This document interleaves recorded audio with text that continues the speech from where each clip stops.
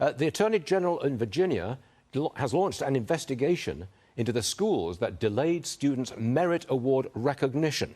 Attorney General Jason Miyares is a Republican from Virginia and joins me now. Your Honor, what penalty should these schools pay? Well, I mean, this is what we know. We know that Fairfax Public Schools paid an equity consultant about $455,000 for 9 months of work. We know this equity consultant advised them to seek equal outcomes for every student without exception. That was their advice. We also know that they told them that that means equal outcomes, even if you treat some students unequally. And so our office is investigating what this is a violation of the Virginia Human Rights Act, which is our state anti-discrimination statute, because we know over 70% of these students on the National Merit Awards are Asian. This first became on my radar, actually, not because of the National Merit Award, but because of the admissions policy at Thomas Jefferson High School. It's a public magnet school. You have to apply. They went to a more equity-based admissions policy at Thomas Jefferson High School, and there was close to a 20-point drop in Asian American enrollment at TJ High School. And a lot of parents said they felt like their children were being discriminated against because they were either Korean American or Indian American, and they were very frustrated. And so as far as what the penalties are, that's what we're doing the investigation. If there is a violation of the Virginia Human Rights Act, we notify them, and they are required to fix their policy. If they refuse, then we go to court and we have a judge order them to do so. But that's why the Office of Civil Rights in my office exists, is to make sure nobody's being discriminated against because of who they are, their racial or ethnic background. So in your view, this pursuit of equity is inherently discriminatory and therefore wrong?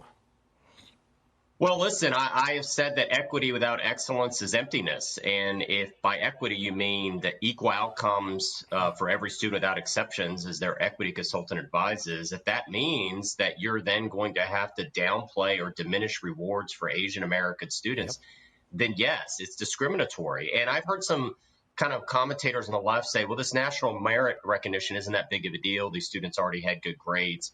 The reality is I know of at least one Virginia school that gives free tuition if you're one of these National Merit Award recognition recipients. That's only the top 3% of high school students. That's free tuition, about $20,000+ a year, worth over $90,000 a year. And I'm a child of an immigrant. I could tell you how you're going to pay for college could be as stressful as getting into college.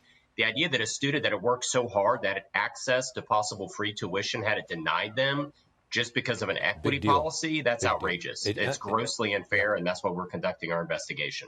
Lawmakers in Virginia want to crack down on fentanyl drug dealers. Mr. Attorney General, what are you going to do with them? Longer sentences, perhaps? Well, this is what the law is, and I never use the word crisis lightly, but we have a crisis in this country. We have enough fentanyl crossing our southern border to kill every man, woman, and child in America twice over. And it is the equivalent of a fully loaded 727 crashing every day. We lose 4 Virginians a day to this overdose. And what these dealers are doing, they're lacing their heroin, they're lacing things like Percocet, things that look like they're not even heroin, with fentanyl. And what we have been asking for is give us the power to prosecute these drug dealers. If I'm giving you heroin laced with fentanyl, it's like giving you rat poison, and I should be able to charge you with felony homicide. Our problem is that a couple of years ago, when I served in the Virginia House, I helped to carry the bill that would create felony homicide. And we had a lot of bipartisan support. It got to Governor Ralph Northam's desk, our previous governor.